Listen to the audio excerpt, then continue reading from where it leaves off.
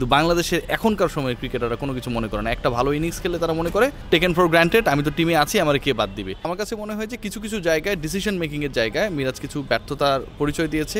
আবার মিরাজ ক্যাপ্টেন জাকের আলী অনেক কীভাবে ব্যাট করবে, স্ট্যাম্প ছেড়ে লেগ স্ট্যাম্পের বাইরে চলে যাবে নাকি অফ স্ট্যাম্পের বাইরে যাবে, সেটাও তিনি ডিসাইড করবেন না। রিয়াসাত ভাই, মানে আমরা 100 রানও করতে পারি না আফগানিস্তানের সাথে এবং 200 রানে হারি, মানে এটার ব্যাখ্যা কি? মানে সবাই কি ফুটবল দেখতেছিল নাকি? না, এটার ব্যাখ্যা আসলে নাই। মানে বাংলাদেশ দল যেভাবে খেলেছে, বাংলাদেশ দল আসলে এই ম্যাচটা জিততে চেয়েছে, জিততে পারে, বাংলাদেশ দল 50 ওভার খেলতে পারে, এই বিশ্বাসের জায়গাগুলো ক্রিকেটারদের মধ্যে আমার কাছে মনে হয় যে কোনোভাবেই কাজ করে নেই। T20 আর ওয়ানডের মধ্যে একটা বড় পার্থক্যের জায়গা আছে, সেটা হচ্ছে আপনাকে বিল্ড করতে হবে। আপনি কখনও কোনো ক্রিকেটারের মধ্যে আপনি একটা পার্টনারশিপ করার চেষ্টা দেখেননি। 11 জন ক্রিকেটার ব্যাট করতে নেমেছে, একজন ছাড়া 40+ করেছে সাইফ, বাকি কেউই ডাবল ডিজিটে যেতে পারেনি। কি ভয়াবহ অবস্থা! যে ক্রিকেটাররা আউট হয়েছে, রশিদ খান যে 3টা উইকেট পেয়েছেন, 3টাই রং ওয়ানে তিনি আউট করেছেন ব্যাটারদেরকে। মানে সামটাইমস আমার কাছে মনে হয় যে লেগ স্পিনার রশিদের থেকে তিনি যদি অফ স্পিন করেন বাংলাদেশের জন্য, সেটা আরও দুরূহ খেলা। তো এই যে একটা সিচুয়েশন, এই দলটা জানে যে রশিদ খান এই টাইপের বল করে এই টাইপের ডেলিভারিতেই উইকেটগুলো পাচ্ছে। দলের ব্যাটিং কোচ রয়েছে, টিম ম্যানেজমেন্ট রয়েছে, হেড কোচ রয়েছে, ইনভেস্টমেন্ট রয়েছে, এতগুলো থিঙ্ক ট্যাঙ্ক থাকার পরেও, বুলবুল ভাইয়ের মতো একজন প্রেসিডেন্ট থাকার পরেও, এবং প্রশ্ন কি হবে সেই প্রশ্নটা আমার কাছে ওপেন থাকার পরেও আমরা উত্তর লিখতে ব্যর্থ হয়েছি। তো আমার কাছে মনে হয় যে এটা ব্যাখ্যাতীত।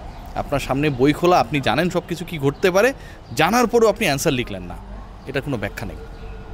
ভাই, মেহেদী হাসান মিরাজের ক্যাপ্টেন্সি নিয়েও সমালোচনা হচ্ছে, আলোচনা হচ্ছে, হারলে সমালোচনা হয়, এটা সবসময় হয় আসলে, বাট সব কিছু তো মুদ্রার মানে উল্টো পিঠো থাকে আসলে। আপনি কীভাবে দেখছেন সব কিছু?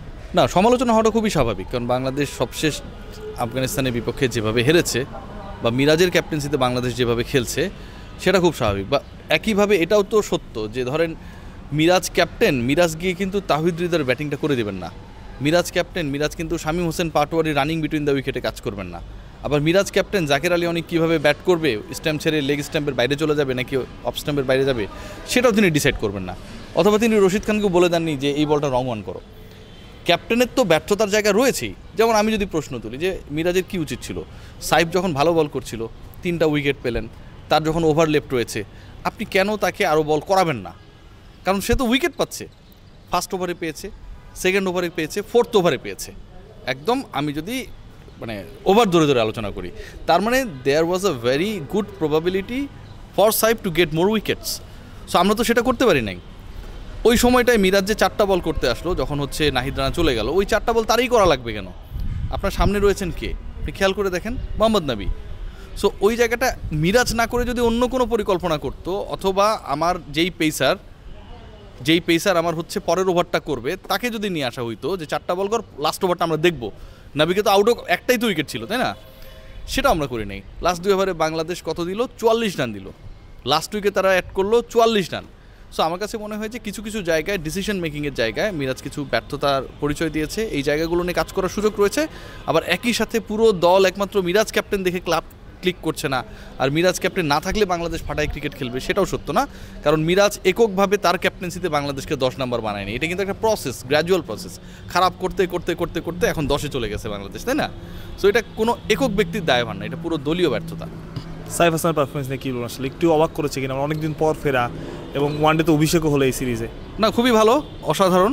বাট আমার কাছে মনে হয় যে মানে সাইফের পারফরমেন্স যতটা অবাক করেছে বা হ্যাপি ফিল দিয়েছে, তার থেকে বেশি টেন্সড হবার মতো জায়গা হচ্ছে যে বাংলাদেশের ওপেনিং স্লটের আসলে ক্রিকেটার কারা। সাইফ অভিষেকের পর তার জায়গাটা সিমেন্ট করা শুরু করেছেন, তার মানে তিনি ওপেনিংয়েই খেলবেন। লিটন কুমার দাস কামব্যাক করবেন নিশ্চয়ই টিমে, ঠিক আছে? তো লিটন যদি ব্যাক করেন, তিনিও তো ওপেনিংয়ে খেলবেন। তাহলে এই যে আমরা ওপেনারদেরকে নিয়ে এত বুক চড়া করলাম, কুর্দা উঁচিয়ে বলা শুরু করলাম, we have got hour 2 opener, না? পারভেজ হোসেন, ইমরান, তাজিদ হাসান তামিম, তাদের জায়গাটা কোথায়? বাংলাদেশের সবচেয়ে বড় ইন্টারেস্টিং পার্ট যেটা, যে আমাদের ক্রিকেটাররা তাদের জায়গাটা সিমেন্ট করতে পারে না। ফেভারলেস 5 নিয়ে এত আলোচনা কেন হয়? কারণ তারা তাদের ওই জায়গাটাকে সিমেন্ট করতে পেরেছিল, ব্যর্থ হয়েছিল, পারে নাই, আবার এমনভাবে কামব্যাক করেছে যেটা আপনি মনে রাখবেন। মুশফিকুর রহিম 100 টেস্ট খেলবেন কিছুদিন পরে, তাই না? এটা তো লং জার্নি ছিল। এই 100টা টেস্ট খেলার ক্ষেত্রে নিশ্চয়ই সে টানা 10 টেস্টে ব্যর্থ হয় নাই। কিন্তু বাংলাদেশের এখনকার সময়ের ক্রিকেটাররা কোনো কিছু মনে করে না। একটা ভালো ইনিংস খেলে তারা মনে করে টেকেন ফর গ্রান্টেড, আমি তো টিমে আছি, আমার কে বাদ দিবে। আপনি ভাবতে পারেন যে আগামী ওয়ানডে সিরিজে ওপেনিং স্লটে ইমন এবং তামিম খেলতে পারবেন, সেই নিশ্চয়তা আপনার কাছে নাই। তার মানে তারা অপরচুনিটিগুলোকে কীভাবে নষ্ট করেছে।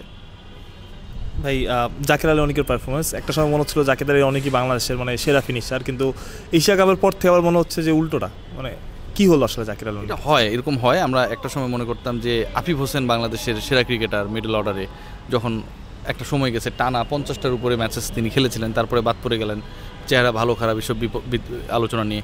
একটা সময় অলোক কাপালি এরকম একটা অবস্থায় ছিলেন। অলোক কাপালি অনেক কন্ট্রিবিউট করেছেন ইনফ্যাক্ট, বাট জাকের আলী অনেকদের সবচেয়ে বড় সমস্যাটা হচ্ছে কি, যে কোপ আপ করা। মানে ধরেন 2-4টা ভালো ইনিংস খেলেছে, হ্যাঁ, বাংলাদেশের সবাই প্রশংসা করেছে, মিডিয়া প্রশংসা করেছে, এরপরে মুই কি হুনুরে টাইপের একটা অবস্থা চলে আসে। আপনি দেখবেন এই যে ব্যাপারটা, ইভেন জাকেরের বোনও গতকালকে দেখলাম যে ফেসবুকে স্ট্যাটাস দিয়েছে যে চুইংগাম না খেয়ে হচ্ছে কেউ 10 রানও করতে পারে না টাইপের, এরকম কিছু একটা লিখেছে। এই যে ব্যাপার স্যাপার, ঠিক আছে, এটাই হচ্ছে খারাপ। জাকেরের বোনও তো হচ্ছে সাংবাদিকতা করে, তার মধ্যেও কাজ করে যে আমার ভাই খেললেই হচ্ছে বাংলাদেশ ভালো টিম, না খেললে খারাপ টিম। সো সবার না আত্মসমালোচনার জায়গাটা থাকতে হবে। সচিন টেন্ডুলকর তিনি কিন্তু তার থামার জায়গাটা ডিসিশন নিয়েছেন যে কখন থামবেন, রাইট? বাংলাদেশি ক্রিকেটাররা থামতে জানেন না, আবার বাংলাদেশি ক্রিকেটাররা ক্যারি করতেও জানেন না। এই যে ক্যারি করতে না জানা, না পারার যে জায়গাটা, আমার কাছে মনে হয় জাকের আলী অনেক এখানে একটা বড় এক্সাম্পল। এবং তার মধ্যে একটা অদ্ভুত ধরনের ছটপটানি তৈরি হয়ে গেছে, চুইংগাম চিবানো, উইকেটে এসে থিতু হওয়ার ক্ষেত্রে, শর্ট সিলেকশনের ক্ষেত্রে। মানে এটার কোনো ব্যাখ্যা নেই সত্যি কথা। বাংলাদেশ দলটা পুরোপুরি একটা লন্ডভন্ড অবস্থা। আপনি যদি খেয়াল করে দেখেন যে মানে অস্থির সিচুয়েশন কিছুদিন আগে গেছে না, টাইনে আপনারা দেখেছেন তো না, মানে কোনো কিছুর কোনো ঠিক নেই। আজকে আমার এখানে ঘরবাড়ি আছে, একটু পরে এটা নাও থাকতে পারে, কেউ জানে না, ঠিক আছে? বাচ্চা স্কুলে গেছে, ফিরবে কিনা কেউ জানে না। হাসপাতালে ট্রিটমেন্ট চলছে, ওটা কি ঘুরিয়ে দিবে কিনা কেউ জানে না। বাংলাদেশ দল ব্যাটিং অর্ডারটা এই মুহূর্তে আমার কাছে মনে হয় একটা মতো অবস্থা আছে। একদম শেষ প্রশ্ন, আসলে ওয়েস্ট ইন্ডিজ আসছে এবং উইকেটটা আমরা দেখছিলাম, উইকেটটা আগের মতোই কালো উইকেট, এটা আসলে সাদা হবে কিনা বা ব্যাটিং উইকেট হবে কিনা ঘুরতো সন্দেহ। আপনার মনে হয় কেমন উইকেট হবে আসলে? না, এটা সাদা হওয়ার কোনো চান্স নেই। বাংলাদেশ দলের এখন যে ডাইরেক্টররাও যদি সুযোগ থাকে, কোনো ধরনের সয়েল সেন্সের জ্ঞান থেকে, তারাও উইকেট বানাতে নেমে যাবে, এটাই স্বাভাবিক। কারণ বাংলাদেশ দলের যে পারফরমেন্স, আল্লাহ না করুক যদি বাংলাদেশ সরাসরি ওয়ার্ল্ড কাপে কোয়ালিফাই করতে না পারে, এবং ওয়ার্ল্ড কাপে কোয়ালিফাই করার ওই যে বিসিবি 8টা সিরিজের হিসাব দিয়েছে, সেটা কিন্তু এটা দিয়ে শুরু হচ্ছে, উইন্ডিজ সিরিজ দিয়ে শুরু হচ্ছে, তাই না? এটা কিন্তু একটা বড় ধরনের মানে বাংলাদেশ ক্রিকেটের জন্য সেটব্যাক হবে। বাংলাদেশ বিশ্বকাপে সরাসরি কোয়ালিফাই করতে না পারাটা, টপ 8-এর মধ্যে না থাকতে পারাটা, এটা পুরোপুরি বাংলাদেশ ক্রিকেট বোর্ডকে, কোনো পলিটিক্যাল কারণ লাগবে না, নাড়িয়ে দেওয়ার জন্য যথেষ্ট।